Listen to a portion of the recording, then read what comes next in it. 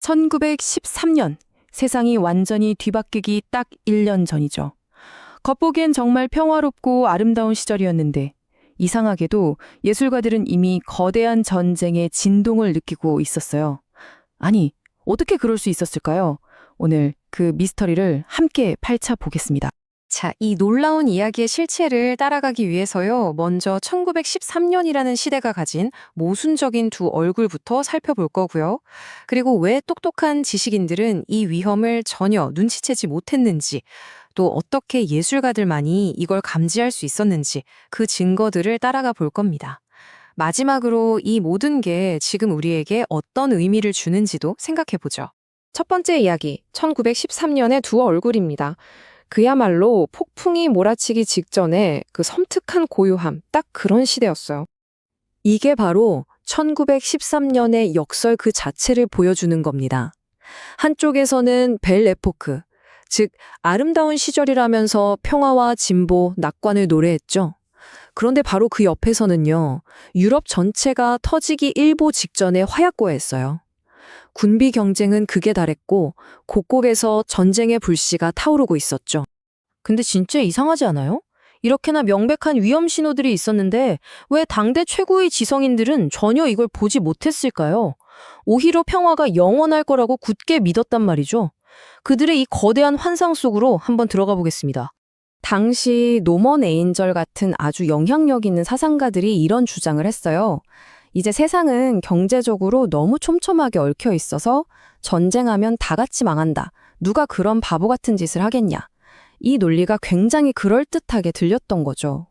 하지만 그들의 낙관론과는 정반대로 현실은 이미 폭주기관차처럼 달리고 있었습니다. 발칸반도에서는 끔찍한 전쟁이 연이어 터지고 있었고 독일은 군대 규모를 무려 6배나 늘렸어요. 이건 뭐 누가 봐도 전쟁 준비였죠. 자, 지식인들은 이렇게 눈과 귀를 막고 있었어요. 그렇다면 도대체 누가 이 끔찍한 진실을 보고 있었을까요? 바로 여기서 탄광의 카나리아라는 개념이 중요해집니다. 옛날 광부들이 유독가스를 감지하기 위해 카나리아를 데리고 탄광에 들어갔던 것처럼 예술가들이 바로 이 시대의 카나리아였던 겁니다. 이성적인 분석이 아니라 온몸으로 그 예민한 감각으로 시대의 독가스를 감지해낸 거죠. 정말 놀라운 건요, 이 불길한 예감이 어느 한 분야가 아니라 음악, 미술, 심지어 막 태동하던 심리학까지 시대의 가장 예민한 촉수들이 일제히 경고음을 울렸다는 겁니다. 그 증거들을 지금부터 하나씩 직접 확인해 보시죠. 이 타임라인을 한번 보세요. 1912년에 절대 가라앉지 않는다던 타이타닉호가 침몰하죠. 이건 기술에 대한 인간의 오만에 대한 어떤 상징적인 경고 같았어요. 그리고 바로 다음 해인 1913년, 온 유럽에서 불안과 폭력, 혼돈을 담은 예술이 폭발적으로 터져나옵니다. 그리고 결국 1914년에 전쟁이 터지죠. 정말 소름 돋는 흐름 아닌가요? 먼저 음악입니다. 아름답고 안정적인 화음 대신 귀를 찢는 듯한 불협화음이 등장하기 시작했어요. 이건 곧 다가올 사회 질서의 붕괴를 소리로 예고한 거나 마찬가지였죠. 그리고 이 긴장감을 상징하는 전설적인 사건이 터집니다. 바로 뺨따기 연주회. 1913년 유럽 문화의 중심지 빈에서 열린 연주회였는데요. 쇤베르크의 불협화음 음악에 격분한 관객들이 야유를 보내다가 결국엔 무대로 뛰어 올라가 주최자의 뺨을 때리고 공연장은 아수라장이 됐어요. 점잖은 클래식 연주회가 난투극으로 끝난 거죠. 이건 그냥 해프닝이 아니라 사회에 억눌려 있던 공격성이 터져나온 그야말로 시대의 축소팔이었습니다. 미술계는 어땠을까요? 화가들은 더 이상 아름다운 풍경이나 인물을 그리지 않았어요. 대신 인간 내면의 불안과 폭력성, 그 야수 같은 본성을 캔버스에 담기 시작했습니다.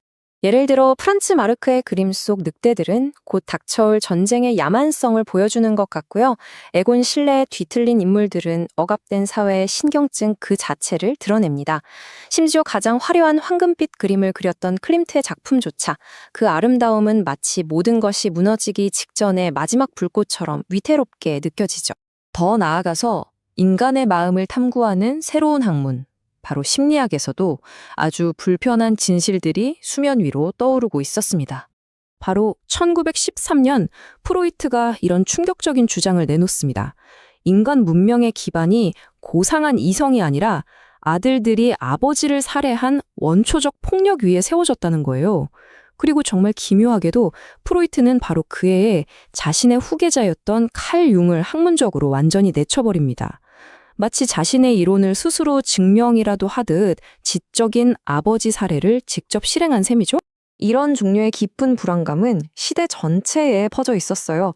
이건 프란츠 카프카가 약혼자에게 보낸 청혼 편지의 일부인데 이게 청혼입니까? 저주에 가깝죠.